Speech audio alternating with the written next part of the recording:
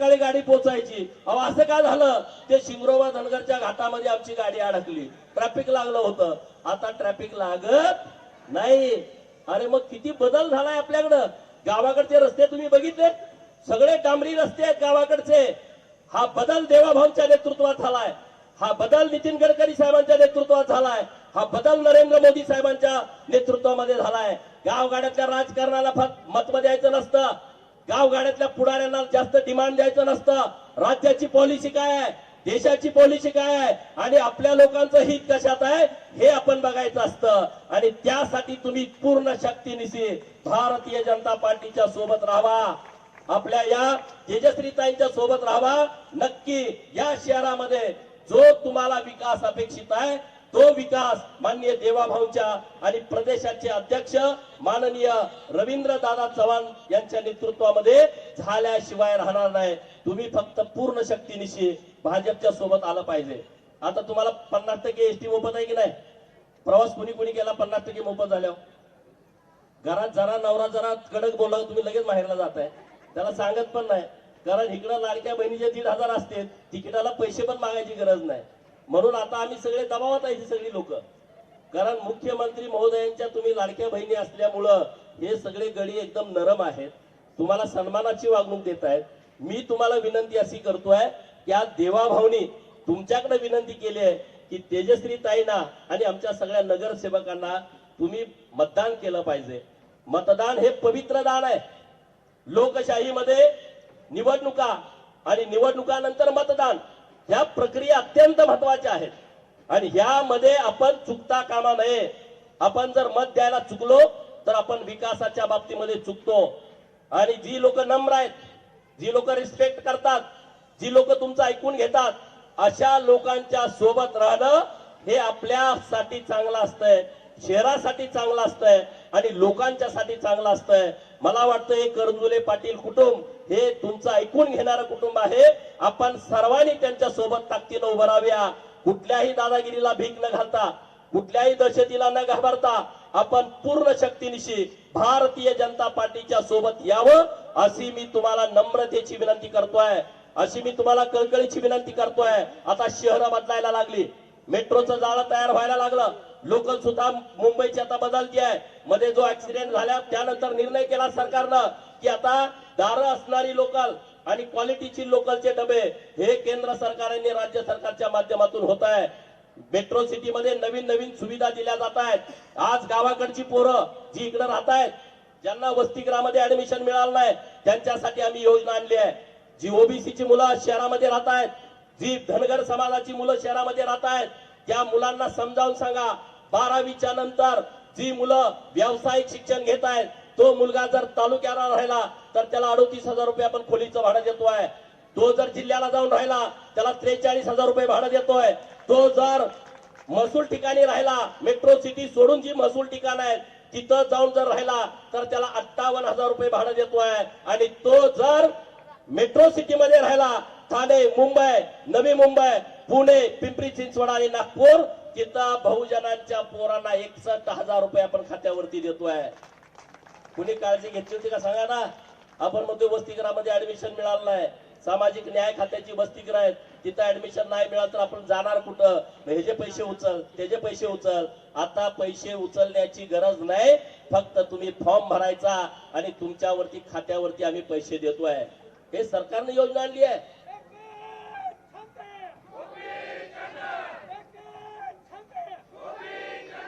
अहिल्या देवींच्या जयंतीचं हे 300वे वर्ष आहे. देवेंद्र फडणवीस साहेबांना मी धन्यवाद दिलाय, देशाच्या पंतप्रधान नरेंद्र मोदी साहेबांना धन्यवाद दिलाय. अरे 300वी जयंती आहे. कधी कुठली जयंती कुणी साजरी करत नव्हतं, फक्त धनगरांची पोरं जयंती साजरी करायची. माग देवाभाऊ मुख्यमंत्री असताना सरकारनं निर्णय केला की सरकारनं अहिल्या देवींची जयंती साजरी करायची. आता सगळ्या कार्यालयामध्ये अहिल्या देवींची जयंती साजरी होते. 300वी जयंतीच्या निमित्तानं आम्ही काही मागण्या केल्या होत्या. अहमदनगरचं नाव अहिल्यानगर असेल. आज अहिल्यानगरला एक नवीन मेडिकल कॉलेज सरकारनं घोषित केलं आहे. त्या मेडिकल कॉलेजला पुण्यश्लोक अहिल्यादेवी होळकरांचं नाव घोषित केलं आहे. मी माननीय मुख्यमंत्री महोदयांच्याकडे आता लोणावळ्याच्या तिथून जो आता नवीन बोगदा तयार होतोय, माननीय मुख्यमंत्री महोदय देवाभाऊंच्याकडे प्रशांत दादा ठाकूर यांचं पत्र दिलेलं आहे, महेश दादा बालदी आमदार यांचं पत्र दिलेलं आहे, शिवसेनेचे भरतशेठ गोगावले आणि त्यांचे सहकारी दळवी साहेब यांची पत्र दिले की त्या बोगद्याला वीर सिंगरोबा धनगर यांचं नाव देण्यात यावं. अरे आपला सन्मान आहे. या इंग्रजांच्या विरोधामध्ये लढणारा, इंग्रजांना पहिल्यांदा ठासून सांगणारा, शिकला नव्हता, मेंढ्या राखणारा धनगराचा पोरगा जेव्हा इंग्रज या घाटामध्ये रस्ता काढत होते तेव्हा त्यांना रस्ता सापडत नव्हता. मग तो म्हणणारे गोरे अधिकारी महिना 2 महिना या डोंगरदऱ्यात काय करतायत, आणि मग त्यांच्या बरोबर एक मराठी आणि इंग्रजी बोलणारा माणूस मला ह्याला रस्ता सापडेना झालाय. आणि मग शिंगरोबानी सांगितलं तुम्ही माझ्या माग माग या, मी तुम्हाला रस्ता दाखवतो. कारण त्या जंगलात राहणारे, दऱ्याखोऱ्यात राहणारे सगळ्या त्यांनी रान तिथं पायाखाली तुडवलं होतं. त्यांनी फक्त वाट अशी दाखवली आणि रस्ता काढला. इंग्रजांनी त्यांना विचारलं बोल तुला काय हवा आहे, काय तुला बक्षीस देऊ. आम्ही 2 महिने प्रयत्न करतो, आम्हाला यश मिळालं नाही. मुंबई महाराष्ट्राला जोडायची होती, आम्हाला ते जमलं नाही, तुला पाहिजे काय. तेव्हा वीर सिंगरोबा धनगर म्हटला मला काही नको आहे, तुम्ही पहिला ही देश सोडून जावा आणि भारताला स्वतंत्र पाहिजे. आणि तेव्हा त्या इंग्रजांनी पहिल्या गोळ्या वीर सिंगरोबा धनगराला घातल्या. म्हणजे या देशासाठी ज्यानं हुतात्म पत्करलं त्या सिंगरोबा धनगराचं नाव हे या बोगद्याला, नवीन बोगद्याला देण्याची मागणी आम्ही केलेली आहे. आणि मला ठाम विश्वास आहे सरकार ही मागणी आपली मान्य करेल. अरे हा आपला सन्मान आहे. उगाच कोण दाब देतोय, कोण काय म्हणतोय, काय करतोय. अरे जन्माला आपल्या अर्थ आहे काय? आपला जन्म पुन्हा नाही. सन्मानानं जगायचं, आपण स्वाभिमानानं जगायचं. गावाकडनं जी लोक आले सन्मानानं जगा. कुठली काय अडचण आली आमची सगळी टीम तुमच्या सोबत आहे. मी तर आहेच आहे, काही चिंता करू नका. जिथं कुठं अडचण असेल तिथं गोपीचंद पळकर तुमच्या सोबत आहे. अरे परंतु भारतीय जनता पार्टीचा कार्यकर्ता असणं हीच सन्मानाची बाब आहे. तुम्हाला कुठली अडचण येऊ शकत नाही आणि कोणी तुम्हाला प्रॉब्लेम करू शकत नाही. या शहरामध्ये बाह्य मुक्त मतदान 2 तारखेला करा आणि 3 तारखेला जेव्हा निकाल येईल तेव्हा आपले भाजपाचे नगराध्यक्ष हे मोठ्या फरकानं निवडून आले पाहिजेत. यासाठी तुम्ही सर्वांनी मतदान करावं ही माझी तुम्हाला कळकळीची नम्रतेची विनंती आहे. आज किडनीचं ऑपरेशन आहे, हृदयाचं ऑपरेशन आहे, बायपास आहे. 5-5, 10-10 लाख, 20-20 लाख रुपये लागतात. अरे देवेंद्र फडणवीस साहेबांनी संकल्पना आणली या महाराष्ट्रामध्ये गरिबांना दवाखान्याला जर पैसे नसतील तर आम्ही मुख्यमंत्री सहायता कक्षाच्या माध्यमातून या महाराष्ट्रातल्या गरिबांना उपचारासाठी पैसे उपलब्ध करून देऊ. असे हजारो ऑपरेशन झाले की त्यांना 20-20, 30-30 लाख रुपये खर्च येत होता. 1 रुपयाचा सुद्धा खर्च त्यांना होऊ दिला नाही. त्यांना मोफत उपचार देण्याचं काम मुख्यमंत्री सहायता कक्षातून केले गेलं आहे. आज या शहरात जर अशी कोणी लोक असतील नक्की त्यांनी या योजनेचा लाभ घेतला पाहिजे. महात्मा फुले जन आरोग्य योजनेच्या माध्यमातून तर 5 लाखाचा उपचार होतोय, परंतु केंद्र सरकारनं आयुष्यमान भारतच्या माध्यमातून तुम्हाला 5 लाखाचा उपचार ते कार्ड तुम्हाला दिलेलं आहे. त्या माध्यमातून गरीब लोकांना उपचार होतोय. असे अनेक विषय आहेत. कामगार मंडळ आपलं जे आहे, तुम्ही सगळे जे आपली गरीब लोक आहे कामगार महामंडळाकडे तुम्ही रजिस्ट्रेशन केलं असेल. अरे कामगार महामंडळ तुम्हाला जो सुतार असेल तर सुताराला, कुंभार असेल तर कुंभाराला, लोहार असेल तर लोहाराला तुमचं जे साहित्य अपेक्षित आहे गवंडी काम करणाऱ्याला त्याचं किट देत आहे. 35 भांडी देत आहे, 35 भांडी. अरे इथं काय काय आपल्या भगिनी असतील ज्यांचं 30-40 वर्षापूर्वी लग्न झालंय त्यांना 35 भांडे सुद्धा घरच्या लोकांना गरिबीमुळे देता आले नसतील. आपलं सरकार त्या सर्व बहिणींचा सन्मान करताय. शाळेमध्ये तुमची मुलगी गेले त्याचा खर्च कामगार मंडळ करताय. तिच्या लग्नाला सुद्धा 1 लाख रुपये देण्याची व्यवस्था कामगारांच्या पोरांना आपल्या सरकारनं केलेली आहे. ते मेडिकलला गेलं, इंजिनिअरिंगला गेलं, त्याचा सर्व खर्च आपलं सरकार करताय. या योजना नीटपणे समजून घ्या. इतक्या क्रांतिकारी योजना आपल्या सरकारनं आणलेल्या आहेत. प्रधानमंत्री आवास घरकुल योजनेमधून या महाराष्ट्रामध्ये 30 लाख घरं मंजूर झाले. शहराची वेगळी, ग्रामीणची वेगळी. आपल्या सरकारनं वेगवेगळ्या मुख्यमंत्री देवभाव असताना मोदी आवास घरकुल योजना आणली, ओबीसींच्यासाठी पुण्यश्लोक अहिल्यादेवी होळकर घरकुल योजना आणली, धनगर समाजासाठी यशवंतराव चव्हाण मुक्त वसाहत योजना आणली, भटक्या विमुक्तांच्यासाठी रमाई घरकुल आणली, मागासवर्गीयांच्यासाठी शबरी योजना आणली, पारधी समाजाच्यासाठी अटल बांधकाम घरकुल योजना आणली, बांधकाम कामगारांच्यासाठी अशा असंख्य योजना सरकारनं आपल्या मित्रांनो त्याचा तुम्ही लाभ घेतला पाहिजे। या शहरामध्ये जर कोणी बेघर असेल त्या सगळ्यांना हक्काचं घर देण्याची जबाबदारी आणि व्यवस्था आमचे नगराध्यक्ष निवडून आल्याच्या नंतर आमची नगर परिषद करेल आणि तुम्हाला तुमच्या हक्काचं घर माननीय देवाभाऊंच्या नेतृत्वामध्ये दिल्याशिवाय आम्ही शांत बसणार नाही। कारण हे सरकार गरिबांच्यासाठी आहे, हे सरकार गावगाड्यातल्या लोकांच्यासाठी आहे, ज्या झोपडपट्टीमध्ये राहणाऱ्या लोकांच्यासाठी आहे। जर तुम्ही अतिक्रमण केलं असेल सरकारी जागेमध्ये आणि कोर्टानं निर्णय केला की या सगळ्यांना काढून टाका सरकारी जागेतून, आपलं सरकार संवेदनशील आहे। आपल्या सरकारनं निर्णय केला, कोर्टानं जरी निर्णय केला असेल तर कोर्टाला विनंती केली, ही गरीब लोक आहेत आणि ते राहण्यासाठी तिथं आहेत, 10 बाय 10च्या खोलीमध्ये राहत आहेत, 15 बाय 10च्या खोलीमध्ये राहत आहेत, आजोबा पंजोबा बाप सुद्धा त्याच खोलीत जन्माला आणि मेला, त्या लोकांच्यासाठी आपल्या सरकारनं निर्णय केलाय। 2011 पूर्वी जर तुमचं महाराष्ट्र सरकारच्या जागेमध्ये राहण्याचं घर असेल, गायरांमध्ये घर असेल, गावठाणमध्ये घर असेल आणि तुमच्याकडे जर एक पुरावा असेल, जर तुमच्याकडे लाईट बिल असेल 2011 पूर्वीचं, जर तुमच्याकडे पाणीपट्टी भरलेली पावती असेल, जर तुमच्याकडे घरपट्टी भरलेली पावती असेल तर त्या एका पुराव्यावरती तुमच्या नावावरती सरकारी जागेतलं घर करून देण्याचा क्रांतिकारी निर्णय आपल्या सरकारनं घेतला आहे। कुठलं सरकार असं करतंय सांगा ना? पहिला म्हणतंय त्याचं घर काढून टाका, आम्ही गरीबाच्या बाजूने राहणारी सगळी लोक आहोत, गरिबांनी आमच्या सोबत राहावं एवढी तुम्हाला कळकळीची विनंती करतो। एवढ्या उन्हात तुम्ही एवढ्या संख्येने उपस्थित राहिला त्याबद्दल धन्यवाद। कमळ चिन्हासमोरचं बटन 2 तारखेला दाबा आणि आमच्या सर्व उमेदवारांना निवडून आणा एवढीच विनंती आणि थांबतो। जय हिंद, जय महाराष्ट्र। सभेला जाऊन असं बऱ्याच लोकांना सांगण्यात असं मला सांगितलं लोकांनी। काय सांगितलं? हे बघा, मी इथं 12 वाजता पोहोचल्याच्या नंतर मला काही लोक भेटले आणि इथले जे काही विरोधी पक्षामध्ये लोक काम करतायत त्यांनी सांगितलं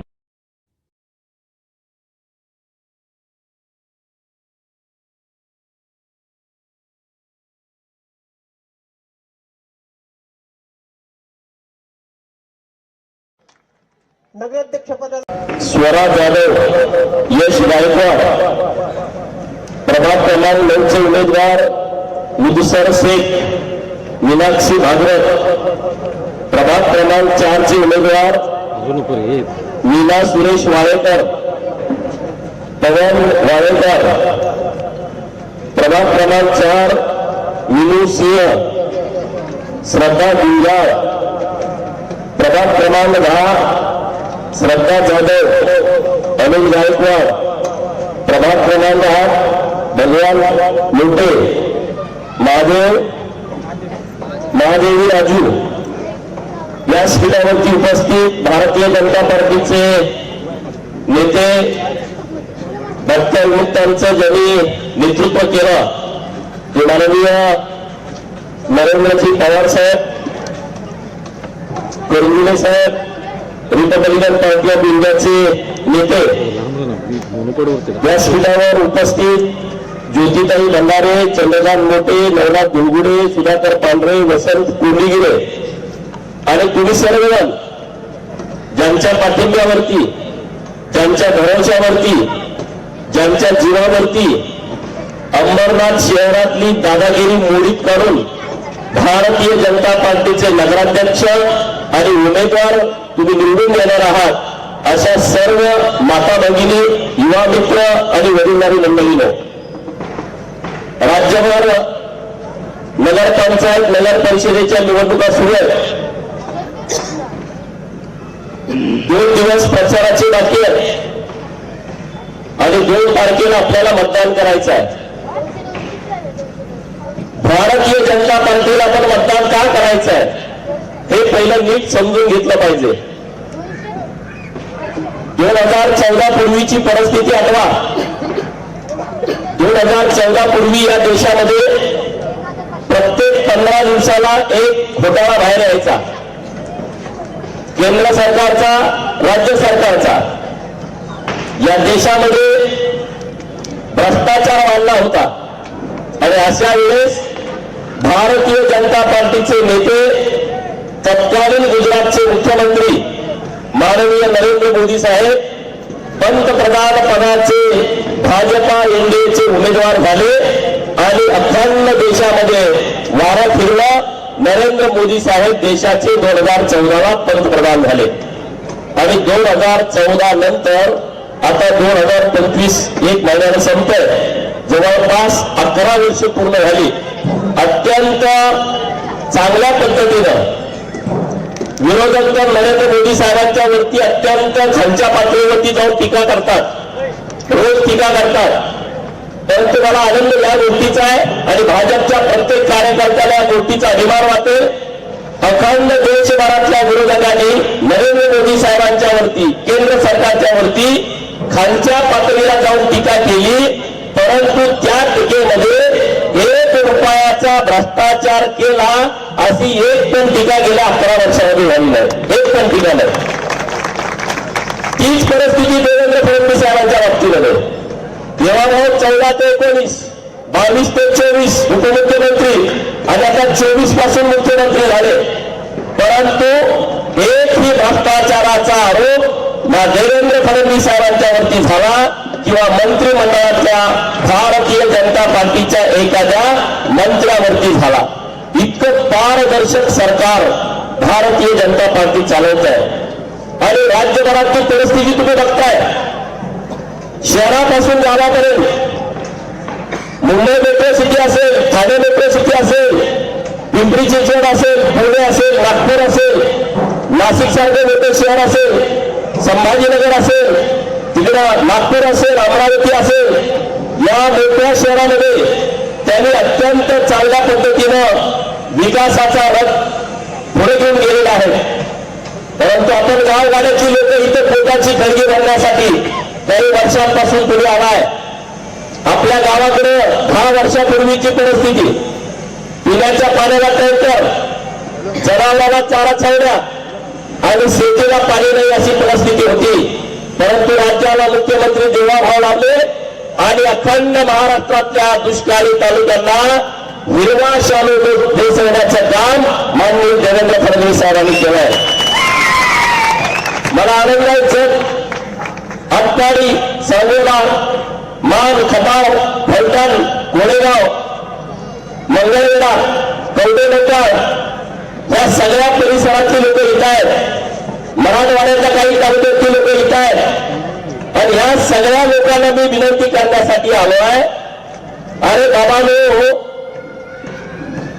डॉक्टर बाबासाहेब आंबेडकर साहेबांनी आपल्याला मतदान हे शस्त्र दिलंय.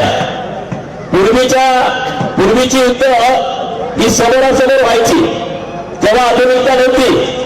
तलवारीने एकमेकांना मारायचे, नंतर धनुष्यबाण आले, नंतर बंदुका आल्या, नंतर AK-56 आल्या, नवीन नवीन टेक्नॉलॉजी वाढत गेल्या.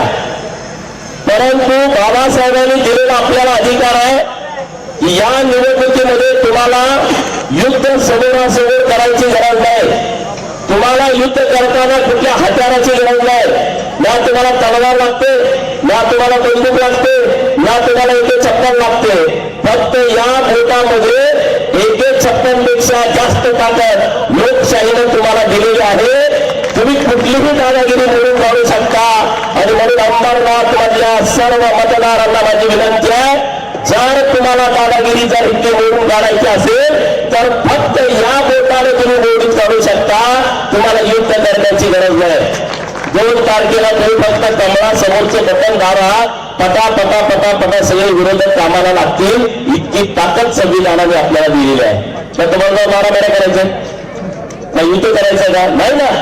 आपण लोकशाहीमध्ये राहतोय. अंबरनाथमध्ये मी सकाळी आल्यापासून ऐकते मोठी गावं गेली. मला वाटलं हे काय तालिबानमध्ये आपण गेलोय, हमासमध्ये गेलोय, इराण, इराक, अफगाणिस्तान, तुर्कस्तान, तिकडं आता युद्ध चालू, युक्रेन, तिकडे गेलो का काय म्हटलं. अरे हा भारत आहे.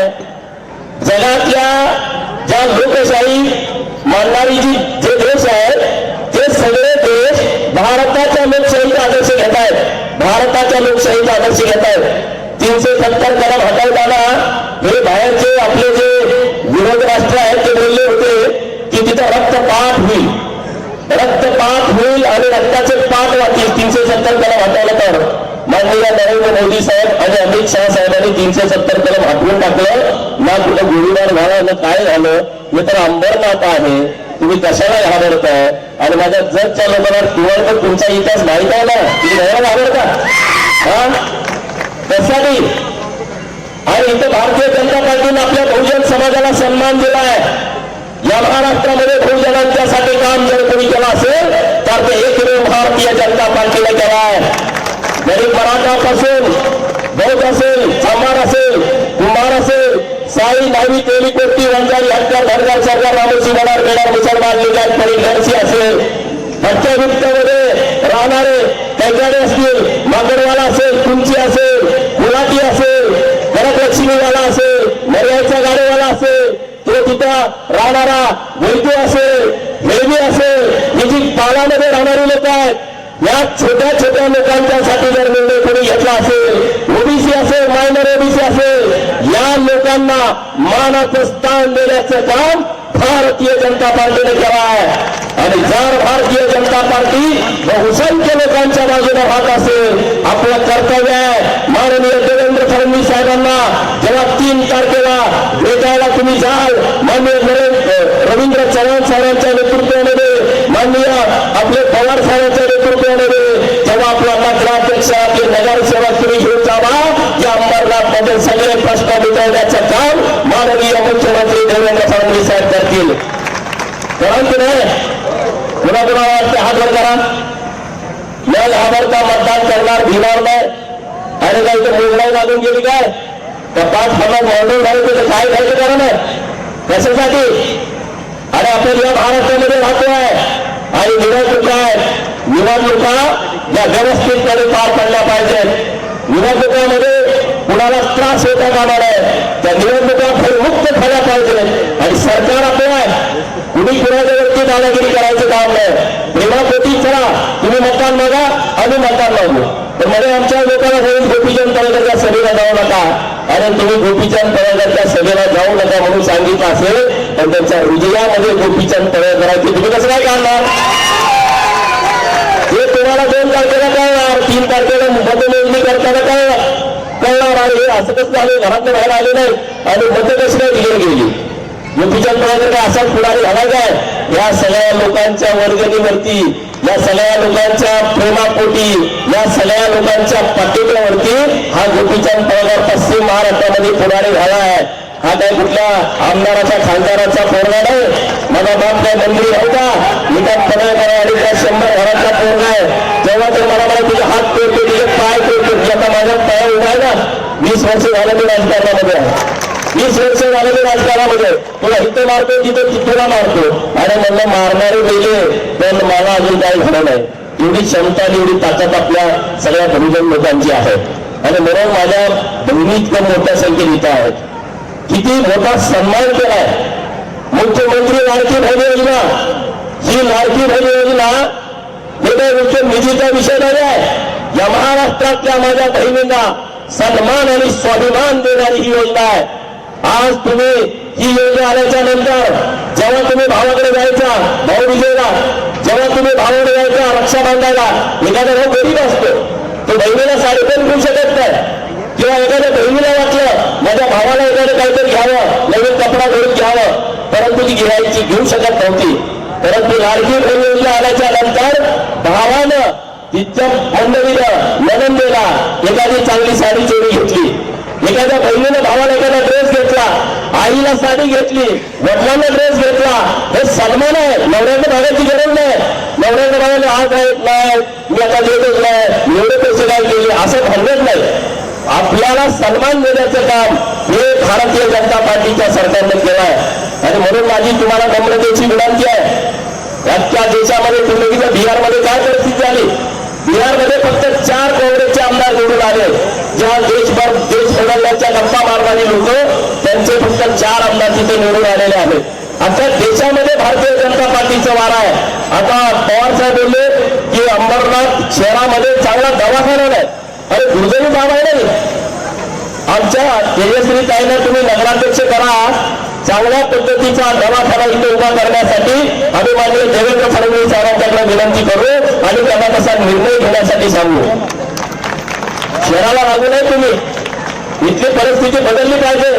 महात्मा फुले जन आरोग्य योजनेच्या माध्यमातून आज 5 लाख रुपयाचा उपचार मोफत होतो आहे. मग इथं त्या पद्धतीचे हॉस्पिटल असतील, तिथे योजना चालू असतील, नसतील तर त्या योजना चालू करून आपण घेतल्या पाहिजे. करंजुले पाटील या कुटुंबाचं माझा सन्मान केला. मला वाटतं मागे मी 5-6 वर्षापूर्वी आलो होतो, तेव्हा त्यांच्या ऑफिसला गेलो होतो, तेव्हा तिथं चहा घेऊन गेलो होतो. आता परत त्यांच्या प्रचारासाठी आलोय. आज एक वेल एज्युकेटेड आपली बहीण या नगराध्यक्ष पदाची निवडणूक लढवते आहे. सीए त्या आणि त्यांना चांगलं नॉलेज आहे या सगळ्या विभागाचं. तर आपण पूर्ण शक्तीनिशी भारतीय जनता पार्टीच्या सोबत ठामपणे उभं राहायला पाहिजे. भारतीय जनता पार्टीचे नेते माननीय रवींद्र चव्हाण साहेब, माननीय पवार साहेब आणि इथले सगळे प्रमुख लोकांना मी धन्यवाद देईन की आमच्या 3 उमेदवारांना तुम्ही उमेदवारी दिलेली आहे, तिकीट दिलेलं आहे आणि त्यांना सन्मानानं या नगर परिषदेमध्ये येण्याची संधी दिलेली आहे. मी सगळ्या आपल्या लोकांना विनंती करतो, गावाकडनं आलेल्या, अरे तुम्ही सगळे एक व्हा, एक शक्तीनं भारतीय जनता पार्टीच्या बाजूला उभा राहा. आणि आपल्या ओढ्यात नाल्यात ओढलीत आता कृष्णेचं पाणी वाहत आहे, जिथं आपल्याला टँकर मागावा लागत होता. आपली आई, आपली बहीण 2-3 किलोमीटर 8-10 परसाच्या खोल विहिरीतनं पाणी पिण्यासाठी आणत होती. आज देवेंद्र फडणवीस साहेबांच्या मुळे या पश्चिम महाराष्ट्रातल्या दुष्काळी पट्ट्यामध्ये तुमच्या दारात पाणी देण्याची व्यवस्था केलेली आहे. आज तुम्ही मुंबईत आहे, आज तुम्ही पुण्यात आहे, आज तुम्ही कुठे मोठ्या शहरामध्ये नोकरीसाठी आलाय, गावाकडे आई आहे, गावाकडे वडील आहे, गावाकडे बहीण आहे, त्यांना फक्त नळ फिरवला घरात पाणी मिळत आहे. आज तुम्हाला त्या जीव तांगला लागत होता. माझी आई काय करत असेल, माझ्या आईला पाणी मिळालं असेल की नसेल, टँकर आला असेल की नसेल, शेतीमध्ये पाऊस पडला नाही, त्या पिकाचं काय झालं असेल, मका चळली का राहिली, ज्वारी चळली का राहिली, बाजरी आले का नाही आली, ऊसाचं काय झालं, अशी परिस्थिती आपल्या गावाकडे होती. अरे ज्या तालुक्यामध्ये कावीळ झालं तर ऊसाचं कांड खायला मिळत नव्हतं, त्या तालुक्यामध्ये 3-3 कारखान्यात आता धूर निघायला लागलाय. ही परिस्थिती देवेंद्र फडणवीस साहेबांनी बदलली आहे. ही परिस्थिती भारतीय जनता पार्टीने बदलली आहे. अरे मित्रांनो, जर गावाकडची आपली परिस्थिती जर भारतीय जनता पार्टीमुळे बदलली असेल तर भारतीय जनता पार्टीला साथ देणं आपलं काम आहे, आपलं कर्तव्य आहे. आणि हिथं आलेली लोक तर साथ देतील, पण जी लोक घाबरून घरातनं बाहेर पडली नाहीत त्यांना मला सांगायचं आहे, तुम्ही 2 तारखेला भारतीय जनता पार्टीच्या सोबतच राहिलं पाहिजे आणि त्यासाठी तुम्ही मतदान केलं पाहिजे. तुम्ही इथून गावाकडे निघाला, पूर्वी जे 95च्या अगोदर मुंबईला आले हातवर करा, 1995च्या आधी मुंबईला आले असे हातवर करा. तुम्ही गावाला इथून एसटीनं निघाला, मुंबई जत गाडीनं, मुंबई कवठे मंकाळ गाडीनं, मुंबई मसवड गाडीनं, किती वेळानं पोहोचायचं गावाला?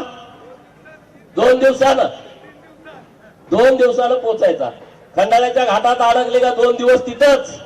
अरे भाजपाचं सरकार 95 ते 99ला आलं आणि त्यांनी विचार केला की मुंबई आणि पुणे एक्सप्रेस हायवे केला पाहिजे. आणि आता किती तासात येतोय? मी जत मधनं निघालो का 6व्या तासामध्ये मंत्रालयामध्ये पोहोचतोय. हे भारतीय जनता पार्टी आहे, हे भारतीय जनता पार्टी. आम्ही लहान असताना बघितलं, आमच्याकडे परळ खरसुनी गाडी यायची.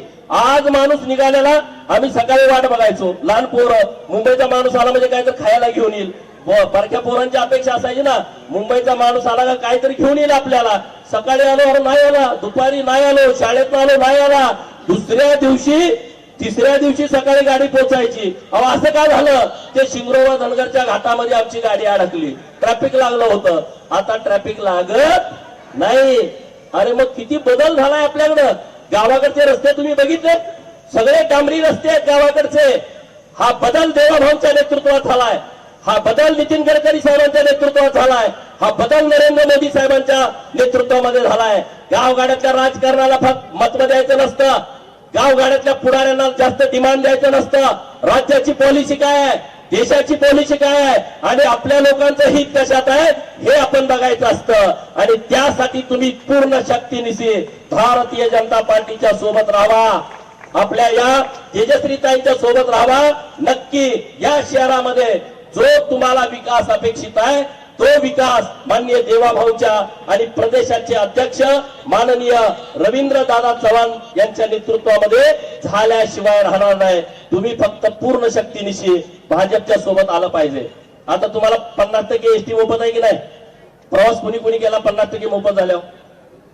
घरात जरा नवरा जरा कडक बोलला तुम्ही लगेच बाहेरला जाताय, त्याला सांगत पण नाही. कारण इकडं लाडक्या बहिणीचे 1,500 असते, तिकिटाला पैसे पण मागायची गरज नाही. म्हणून आता आम्ही सगळे दबावात आहे सगळी लोक.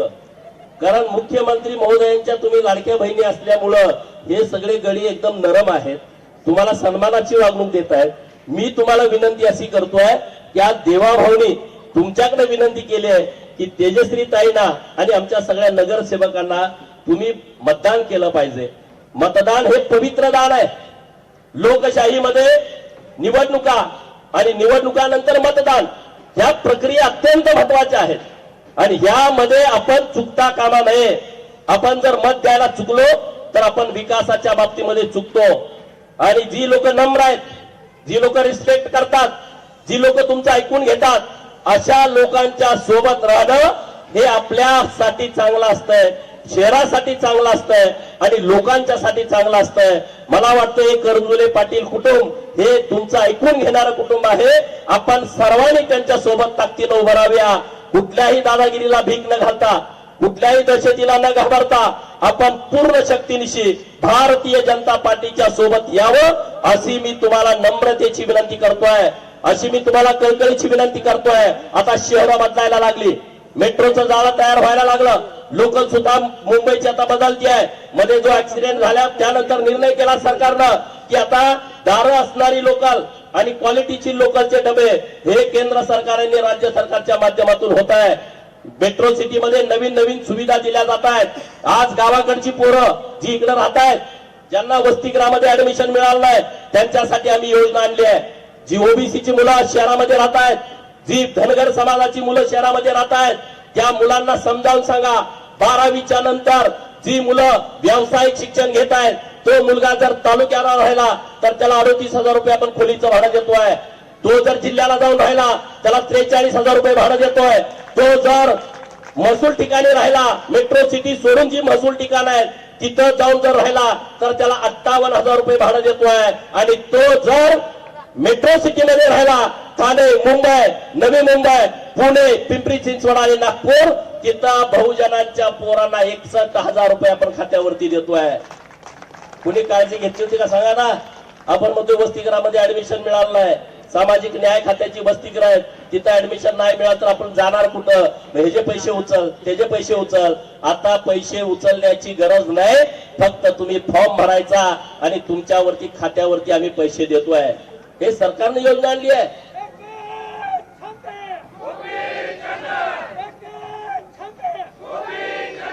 अहिल्या देवींच्या जयंतीचं 300वे वर्ष आहे.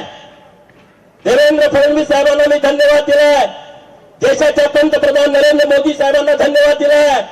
अरे 300वी जयंती आहे. कधी कुठली जयंती कुणी साजरी करत नव्हतं, फक्त धनगरांची पोरं जयंती साजरी करायची. माग देवाभाऊ मुख्यमंत्री असताना सरकारनं निर्णय केला की सरकारनं अहिल्या देवींची जयंती साजरी करायची. आता सगळ्या कार्यालयामध्ये अहिल्या देवींची जयंती साजरी होते. 300वी जयंतीच्या निमित्तानं आम्ही काही मागण्या केल्या होत्या. अहमदनगरचं नाव अहिल्यानगर असेल. आज अहिल्यानगरला एक नवीन मेडिकल कॉलेज सरकारनं घोषित केलं आहे. त्या मेडिकल कॉलेजला पुण्यश्लोक अहिल्यादेवी होळकरांचं नाव घोषित केलं आहे. मी माननीय मुख्यमंत्री महोदयांच्याकडं आता लोणावळ्याच्या तिथून जो आता नवीन बोगदा तयार होतोय, माननीय मुख्यमंत्री महोदय देवाभाऊंच्याकडं प्रशांत दादा ठाकूर यांचं पत्र दिलेलं आहे, महेश दादा बालदी आमदार यांचं पत्र दिलेलं आहे, शिवसेनेचे भरतशेठ गोगावले आणि त्यांचे सहकारी दळवी साहेब यांची पत्र दिले की त्या बोगद्याला वीर सिंगरोबा धनगर यांचं नाव देण्यात यावं. अरे आपला सन्मान आहे. या इंग्रजांच्या विरोधामध्ये लढणारा, इंग्रजांना पहिल्यांदा ठासून सांगणारा, शिकला नव्हता, मेंढ्या राखणारा धनगराचा पोरगा जेव्हा इंग्रज या घाटामध्ये रस्ता काढत होते तेव्हा त्यांना रस्ता सापडत नव्हता. मग तो म्हणणार हे गोरे अधिकारी महिना 2 महिना या डोंगरदऱ्यात काय करतायत आणि मग त्यांच्या बरोबर एक मराठी आणि इंग्रजी बोलणारा माणूस मला ह्याला रस्ता सापडेना झालाय आणि मग शिंगरोबानी सांगितलं तुम्ही माझ्या माग या, मी तुम्हाला रस्ता दाखवतो. कारण त्या जंगलात राहणारे दऱ्याखोऱ्यात राहणारे सगळ्या त्यांनी रान तिथं पायाखाली तुडवलं होतं. त्यांनी फक्त वाट अशी दाखवली आणि रस्ता काढला. इंग्रजांनी त्यांना विचारलं बोल तुला काय हवा आहे, काय तुला बक्षीस देऊ. आम्ही 2 महिने प्रयत्न करतो, आम्हाला यश मिळालं नाही. मुंबई महाराष्ट्राला जोडायची होती, आम्हाला ते जमलं नाही. तुला पाहिजे काय. तेव्हा वीर शिंगरोबा धनगर म्हटला मला काही नकोय, तुम्ही पहिला ही देश सोडून जावा आणि भारताला स्वतंत्र पाहिजे. आणि तेव्हा त्या इंग्रजांनी पहिल्या गोळ्या वीर शिंगरोबा धनगराला घातल्या. म्हणजे या देशासाठी ज्यानं हुतात्मा पत्करलं त्या शिंगरोबा धनगराचं नाव हे या बोगद्याला, नवीन बोगद्याला देण्याची मागणी आम्ही केलेली आहे. आणि मला ठाम विश्वास आहे सरकार ही मागणी आपली मान्य करेल. आणि हा आपला सन्मान आहे. रोज कोण दाब देतोय, कोण काय म्हणतोय, काय करतोय. अरे जन्माला आपल्या अर्थ आहे काय. आपला जन्म पुन्हा नाही. सन्मानानं जगायचं, आपण स्वाभिमानानं जगायचं. गावाकडनं जी लोक आले सन्मानानं जगा. कुठली काय अडचण आली आमची सगळी टीम तुमच्या सोबत आहे. मी तर आहेच आहे, काही चिंता करू नका. जिथं कुठं अडचण असेल तिथं गोपीचंद पडळकर तुमच्या सोबत आहे. अरे परंतु भारतीय जनता पार्टीचा कार्यकर्ता असणं हीच सन्मानाची बाब आहे. तुम्हाला कुठली अडचण येऊ शकत नाही आणि कोणी तुम्हाला प्रॉब्लेम करू शकत नाही. या शहरामध्ये बाह्य मुक्त मतदान 2 तारखेला करा आणि 3 तारखेला जेव्हा निकाल येईल तेव्हा आपले भाजपाचे नगराध्यक्ष हे मोठ्या फरकानं निवडून आले पाहिजेत. यासाठी तुम्ही सर्वांनी मतदान करावं ही माझी तुम्हाला कळकळीची नम्रतेची विनंती आहे. आज किडनीचं ऑपरेशन आहे, हृदयाचं ऑपरेशन आहे, बायपास आहे. 5-5, 10-10 लाख, 20-20 लाख रुपये लागतात. अरे देवेंद्र फडणवीस साहेबांनी संकल्पना आणली या महाराष्ट्रामध्ये गरिबांना दवाखान्याला जर पैसे नसतील तर आम्ही मुख्यमंत्री सहायता कक्षाच्या माध्यमातून या महाराष्ट्रातल्या गरिबांना उपचारासाठी पैसे उपलब्ध करून देऊ. असे हजारो ऑपरेशन झाले की त्यांना 20-20, 30-30 लाख रुपये खर्च येत होता. 1 रुपयाचा सुद्धा खर्च त्यांना होऊ दिला नाही. त्यांना मोफत उपचार देण्याचं काम मुख्यमंत्री सहायता कक्षातून केले गेलं आहे. आज या शहरात जर अशी कोणी लोक असतील नक्की त्यांनी या योजनेचा लाभ घेतला पाहिजे. महात्मा फुले जन आरोग्य योजनेच्या माध्यमातून तर 5 लाखाचा उपचार होतोय. परंतु केंद्र सरकारनं आयुष्यमान भारतच्या माध्यमातून तुम्हाला 5 लाखाचा उपचार ते कार्ड तुम्हाला दिलेलं आहे. त्या माध्यमातून गरीब लोकांना उपचार होतोय. असे अनेक विषय आहेत. कामगार मंडळ आपलं जे आहे, तुम्ही सगळे जे आपली गरीब लोक आहे कामगार महामंडळाकडे तुम्ही रजिस्ट्रेशन केलं असेल. अरे कामगार महामंडळ तुम्हाला जो सुतार असेल तर सुताराला, कुंभार असेल तर कुंभाराला, लोहार असेल तर लोहाराला तुमचं जे साहित्य अपेक्षित आहे दोंडी काम करणाऱ्याला त्याचं किट देत आहे. 35 भांडी देत आहे. 35 भांडी. अरे इथं काही काय आपल्या भगिनी असतील ज्यांचं 30-40 वर्षापूर्वी लग्न झालंय त्यांना 35 भांडे सुद्धा घरच्या लोकांना गरिबीमुळे देता आले नसतील. आपलं सरकार त्या सर्व बहिणींचा सन्मान करताय. शाळेमध्ये तुमची मुलगी गेले त्याचा खर्च कामगार मंडळ करताय. तिच्या लग्नाला सुद्धा 1 लाख रुपये देण्याची व्यवस्था कामगारांच्या पोरांना आपल्या सरकारनं केलेली आहे. ते मेडिकलला गेलं, इंजिनिअरिंगला गेला त्याचा सर्व खर्च आपलं सरकार करताय. त्या योजना नीटपणे समजून घ्या. इतक्या क्रांतिकारी योजना आपल्या सरकारनं आणलेल्या आहेत. प्रधानमंत्री आवास घरकुल योजनेमधून या महाराष्ट्रामध्ये 30 लाख घरं मंजूर झाले. शहराची वेगळी, ग्रामीणची वेगळी. आपल्या सरकारने वेगवेगळ्या माग मुख्यमंत्री देवभाऊ असताना मोदी आवास घरकुल योजना आणली ओबीसींच्यासाठी. पुण्यश्लोक अहिल्यादेवी होळकर घरकुल योजना आणली धनगर समाजासाठी. यशवंतराव चव्हाण मुक्त वसाहत योजना आणली भटक्या विमुक्तांच्यासाठी. रमाई घरकुल आणली मागासवर्गीयांच्यासाठी. शबरी योजना आणली पारधी समाजाच्यासाठी. अटल बांधकाम घरकुल योजना आणली बांधकाम कामगारांच्यासाठी. अशा असंख्य योजना सरकारनं आपल्या मित्रांनो त्याचा तुम्ही लाभ घेतला पाहिजे. या शहरामध्ये जर कोणी बेघर असेल त्या सगळ्यांना हक्काचं घर देण्याची जबाबदारी आणि व्यवस्था आमचे नगराध्यक्ष निवडून आल्याच्या नंतर आमची नगर परिषद करेल. आणि तुम्हाला तुमच्या हक्काचं घर माननीय देवाभाऊंच्या नेतृत्वामध्ये दिल्याशिवाय आम्ही शांत बसणार नाही. कारण हे सरकार गरिबांच्यासाठी आहे. हे सरकार गावगाड्यातल्या लोकांच्यासाठी आहे. ज्या झोपडपट्टीमध्ये राहणाऱ्या लोकांच्यासाठी आहे. जर तुम्ही अतिक्रमण केलं असेल सरकारी जागेमध्ये आणि कोर्टाने निर्णय केला की या सगळ्यांना काढून टाका सरकारी जागेतून, आपला सरकार संवेदनशील आहे. आपल्या सरकारनं निर्णय केला कोर्टानं जरी निर्णय केला असेल तर कोर्टाला विनंती केली, ही गरीब लोक आहेत आणि ते राहण्यासाठी तिथं आहेत. 10x10च्या खोलीमध्ये राहत आहेत, 15x10च्या खोलीमध्ये राहत आहेत. आजोबा पंजोबा बाप सुद्धा त्याच खोलीत जन्माला आणि मेला. त्या लोकांच्यासाठी आपल्या सरकारनं निर्णय केलाय. 2011 पूर्वी जर तुमचं महाराष्ट्र सरकारच्या जागेमध्ये राहण्याचं घर असेल, गायरानमध्ये घर असेल, गावठाणमध्ये घर असेल आणि तुमच्याकडे जर एक पुरावा असेल, जर तुमच्याकडे लाईट बिल असेल 2011 पूर्वीचं, जर तुमच्याकडे पाणीपट्टी भरलेली पावती असेल, जर तुमच्याकडे घरपट्टी भरलेली पावती असेल, तर त्या एका पुराव्यावरती तुमच्या नावावरती सरकारी जागेतलं घर करून देण्याचा क्रांतिकारी निर्णय आपल्या सरकारनं घेतला आहे. कुठलं सरकार असं करतंय सांगा ना. पहिला म्हणतंय त्याचं घर काढून टाका. आम्ही गरीबाच्या बाजूने राहणारी सगळी लोक आहोत, गरिबांनी आमच्या सोबत राहावं एवढी तुम्हाला कळकळीची विनंती करतो. एवढ्या उन्हात तुम्ही एवढ्या संख्येने उपस्थित राहिला त्याबद्दल धन्यवाद. कमळ चिन्हासमोरचं बटन 2 तारखेला दाबा आणि आमच्या सर्व उमेदवारांना निवडून आणा एवढीच विनंती आणि थांबतो. जय हिंद जय महाराष्ट्र. सभेला जाऊन असं बऱ्याच लोकांना सांगण्यात आलं. असं मला सांगितलं लोकांनी. काय सांगितलं?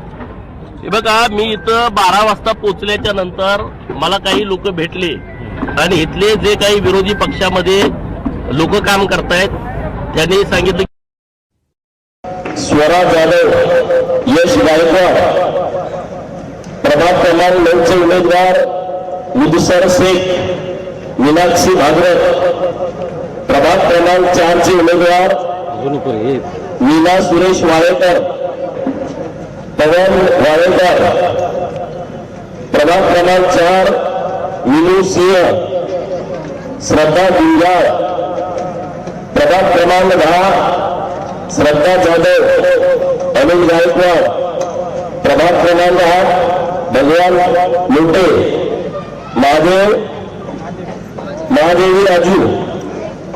या शिबिरावरती उपस्थित भारतीय जनता पार्टीचे नेते भक्तविमुक्तांचं ज्यांनी नेतृत्व केलं ते माननीय नरेंद्रजी पवार साहेब, करंजुले साहेब, रिपब्लिकन पार्टी ऑफ इंडियाचे नेते. या शिबिरावर उपस्थित ज्योतिताई भंडारे, चंद्रकांत मोठे, नवनाथ गुंगुडे, सुधाकर पांढरे, वसंत कोंडिगिरे आणि तुम्ही सर्वजण ज्यांच्या पाठिंब्यावरती, ज्यांच्या भरोश्यावरती, ज्यांच्या जीवावरती अंबरनाथ शहरातली दादागिरी मोडीत काढून भारतीय जनता पार्टीचे नगराध्यक्ष आणि उमेदवार तुम्ही निवडून देणार आहात अशा सर्व माता भगिनी, युवा मित्र आणि वडीलधारी मंडळींनो, राज्यभर नगरपंचायत, नगर परिषदेच्या निवडणुका सुरू आहेत. 2 दिवस प्रचाराचे बाकी आहेत आणि 2 तारखेला आपल्याला मतदान करायचं आहे. भारतीय जनता पार्टीला आपण मतदान का करायचं आहे हे पहिलं नीट समजून घेतलं पाहिजे. 2014 पूर्वीची परिस्थिती आठवा. 2014 पूर्वी या देशामध्ये प्रत्येक 15 दिवसाला एक घोटाळा बाहेर यायचा, केंद्र सरकारचा, राज्य सरकारचा. या देशामध्ये भ्रष्टाचार वाढला होता आणि अशा वेळेस भारतीय जनता पार्टीचे नेते, तत्कालीन गुजरातचे मुख्यमंत्री माननीय नरेंद्र मोदी साहेब पंतप्रधान पदाचे भाजपा एनडीएचे उमेदवार झाले आणि अखंड देशामध्ये वारा फिरला. नरेंद्र मोदी साहेब देशाचे 2014ला पंतप्रधान झाले आणि 2014 नंतर आता 2025 एक महिन्यानं संपतंय. जवळपास 11 वर्ष पूर्ण झाली. अत्यंत चांगल्या पद्धतीनं विरोधक तर नरेंद्र मोदी साहेबांच्या वरती अत्यंत खालच्या पातळीवरती जाऊन टीका करतात, रोज टीका करतात. परंतु मला आनंद या गोष्टीचा आहे आणि भाजपच्या प्रत्येक कार्यकर्त्याला या गोष्टीचा अभिमान वाटेल. अखंड देशभरातल्या विरोधकांनी नरेंद्र मोदी साहेबांच्या वरती, केंद्र सरकारच्या वरती खालच्या पातळीला जाऊन टीका केली, परंतु त्या टीकेमध्ये 1 रुपयाचा भ्रष्टाचार केला अशी एक पण टीका गेल्या 11 वर्षामध्ये झाली नाही. एक पण टीका नाही. तीच परिस्थिती देवेंद्र फडणवीस साहेबांच्या बाबतीमध्ये. देवाभाऊ 14 ते 19, 22 ते 24 उपमुख्यमंत्री आणि आता 24 पासून मुख्यमंत्री झाले, परंतु एकही भ्रष्टाचाराचा आरोप ना देवेंद्र फडणवीस साहेबांच्यावरती झाला किंवा मंत्रिमंडळातल्या भारतीय जनता पार्टीच्या एखाद्या मंत्र्यावरती झाला. इतकं पारदर्शक सरकार भारतीय जनता पार्टी चालवत आहे. आणि राज्यभरातली परिस्थिती तुम्ही बघताय, शहरापासून गावापर्यंत, मुंबई मेट्रो सिटी असेल, ठाणे मेट्रो सिटी असेल, पिंपरी चिंचवड असेल, पुणे असेल, नागपूर असेल, नाशिक सारखे मोठे शहर असेल, संभाजीनगर असेल, तिकडं नागपूर असेल, अमरावती असेल, या मोठ्या शहरामध्ये त्यांनी अत्यंत चांगल्या पद्धतीनं विकासाचा रथ पुढे घेऊन गेलेला आहे. परंतु आपण गावगाड्याची लोक इथे पोटाची खळगी भरण्यासाठी काही वर्षांपासून पुढे आलाय. आपल्या गावाकडे 10 वर्षापूर्वीची परिस्थिती, पिण्याच्या पाण्याला टँकर, जनावरांना चारा छावण्या आणि शेतीला पाणी नाही अशी परिस्थिती होती. परंतु राज्याला मुख्यमंत्री देवाभाऊ लाभले आणि अखंड महाराष्ट्रातल्या दुष्काळी तालुक्यांना हिरवा शालू देसवण्याचं काम माननीय देवेंद्र फडणवीस साहेबांनी केलंय. मला आनंद आहे, जत, आटपाडी, सांगोला, मान, खटाव, फलटण, कोळेगाव, मंगळवेढा, कवडेलोकार या सगळ्या परिसरातली लोक येत आहेत. मराठवाड्याच्या काही तालुक्यातली लोक येत आहेत आणि ह्या सगळ्या लोकांना मी विनंती करण्यासाठी आलो आहे. अरे बाबांनो, डॉक्टर बाबासाहेब आंबेडकर साहेबांनी आपल्याला मतदान हे शस्त्र दिलं आहे. पूर्वीची युद्ध ही समोरासमोर व्हायची, जेव्हा आधुनिकता नव्हती. तलवारीने एकमेकांना मारायचे, नंतर धनुष्यबाण आले, नंतर बंदुका आल्या, नंतर एके छप्पन आल्या, नवीन नवीन टेक्नॉलॉजी वाढत गेल्या. परंतु बाबासाहेबांनी दिलेला आपल्याला अधिकार आहे की या निवडणुकीमध्ये तुम्हाला युद्ध समोरासमोर करायची गरज नाही. तुम्हाला युद्ध करताना कुठल्या हत्याराची गरज नाही. ना तुम्हाला तलवार लागते, ना तुम्हाला बंदूक लागते, ना तुम्हाला एके छप्पन लागते. फक्त या भोटामध्ये एके 56 पेक्षा जास्त ताकद लोकशाहीनं तुम्हाला दिलेली आहे. तुम्ही कुठलीही दादागिरी मोडून काढू शकता. आणि म्हणून अंबरनाथ मधल्या सर्व मतदारांना माझी विनंती आहे, जर तुम्हाला दादागिरी जर इतके मोडून काढायची असेल तर फक्त या बोटाने तुम्ही मोडून काढू शकता. तुम्हाला युद्ध करण्याची गरज नाही. 2 तारखेला तुम्ही फक्त कमळा समोरचं बटन दाबा, पटा पटा पटा पटा सगळे विरोधक कामाला लागतील. इतकी ताकद संविधानाने आपल्याला दिलेली आहे. तर तुम्हाला मारामाऱ्या करायचं नाही, युद्ध करायचं का नाही ना.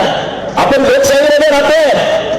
अंबरनाथमध्ये मी सकाळी आल्यापासून ऐकते कुठली गावं गेले. मला वाटलं हे काय तालिबान मध्ये आपण गेलोय, हमास मध्ये गेलोय, इराण, इराक, अफगाणिस्तान, तुर्कस्तान, तिकडं आता युद्ध चालू, युक्रेन, तिकडे तिकडे गेलो का काय म्हटलं. अरे हा भारत आहे. जगातल्या ज्या लोकशाही मानणारी जे देश आहेत ते सगळे देश भारताच्या लोकशाहीचा आदर्श घेत आहेत. भारताच्या लोकशाहीचा आदर्श घेत आहेत. 370 कलम हटवताना हे बाहेरचे आपले जे विरोध राष्ट्र आहेत ते बोलले होते की तिथं रक्तपात होईल, रक्तपात होईल आणि रक्ताचे पात वाटतील 370 कलम हटवलं तर. माननीय नरेंद्र मोदी साहेब आणि अमित शहा साहेबांनी 370 कलम हटवून टाकलं. ना कुठं गोळीबार झाला ना काय झालं. हे तर अंबरनाथ आहे, तुम्ही कशाला घाबरताय. आणि माझ्या जगच्या लोकांना तुम्हाला तर तुमचा इतिहास माहित आहे ना, तुम्ही नाही घाबरता हा त्यासाठी. आणि इथं भारतीय जनता पार्टीने आपल्या बहुजन समाजाला सन्मान दिला आहे. या महाराष्ट्रामध्ये बहुजनांच्यासाठी काम जर कोणी केलं असेल तर ते एकमेव भारतीय जनता पार्टीने केलं आहे. गरीब मराठापासून बौद्ध असेल, चांभार असेल, कुंभार असेल, साई, नावी, तेली, कोटी, वंजारी, हक्कर, धनगर, सरकार, रामोशी, मरार, बेडार, मुसलमान, लिंगायत, परी, घरशी असेल, भट्टयुक्तमध्ये राहणारे कैकाडे असतील, मागडवाला असेल, कुंची असेल, गुलाटी असेल, गरजलक्ष्मीवाला असेल, मर्याचा गाडीवाला असेल, तो तिथं राहणारा वैद्य असेल, हेवी असेल, ही जी पालामध्ये राहणारी लोक आहेत, या छोट्या छोट्या लोकांच्यासाठी जर निर्णय कोणी घेतला असेल, ओबीसी असेल, मायनर ओबीसी असेल, या लोकांना महिलांना मानाचं स्थान देण्याचं काम भारतीय जनता पार्टीने केलं आहे. आणि जर भारतीय जनता पार्टी बहुसंख्य लोकांच्या बाजूने राहत असेल, आपलं कर्तव्य आहे माननीय देवेंद्र फडणवीस साहेबांना जेव्हा 3 तारखेला भेटायला तुम्ही जाल, माननीय रवींद्र चव्हाण साहेबांच्या नेतृत्वामध्ये, माननीय आपले पवार साहेबांच्या नेतृत्वामध्ये, जेव्हा आपला नगराध्यक्ष आपले नगरसेवक तुम्ही घेऊन जावा, या अंबरनाथ मध्ये सगळे प्रश्न मिटवण्याचं काम माननीय मुख्यमंत्री देवेंद्र फडणवीस साहेब करतील. परंतु नाही कुणाकुणा वाटते हात वर करा, न घाबरता मतदान करणार, भिणार नाही. अरे काय तर निर्णय लागून गेली काय त्या 5 हजार मॉडेल झाले तर काय घ्यायचं कारण आहे कशासाठी? अरे आपण या महाराष्ट्रामध्ये राहतो आहे आणि निवडणुका आहेत, निवडणुका या व्यवस्थितपणे पार पडल्या पाहिजेत. निवडणुकामध्ये कुणाला त्रास होता कामा नये, त्या निवडणुका भयमुक्त झाल्या पाहिजेत. आणि सरकार आपलं आहे, कुणी कुणाच्या वरती दादागिरी करायचं काम नाही. प्रेमापोटी चला, तुम्ही मतदान मागा, आम्ही मतदान मागू. तर मध्ये आमच्या लोकांना सांगितलं गोपीचंद पडळकरच्या सभेला जाऊ नका. अरे तुम्ही गोपीचंद पडळकरच्या सभेला जाऊ नका म्हणून सांगितलं असेल, पण त्यांच्या हृदयामध्ये गोपीचंद पडळकरांची तुम्ही कसं काय काढणार? हे तुम्हाला 2 तारखेला कळणार, 3 तारखेला मतमोजणी करताना कळणार. आणि हे असं कसं झालं, घरातनं बाहेर आले नाही आणि मत कशी काय दिली गेली? गोपीचंद पडळकर काय असाच पुढारी झाला काय? या सगळ्या लोकांच्या वर्गणीवरती, या सगळ्या लोकांच्या प्रेमापोटी, या सगळ्या लोकांच्या पाठिंब्यावरती हा गोपीचंद पडळकर पश्चिम महाराष्ट्रामध्ये पुढारी झाला आहे. हा काय कुठल्या आमदाराच्या खासदाराचा पोरगा नाही. माझा बाप काय मंत्री नव्हता.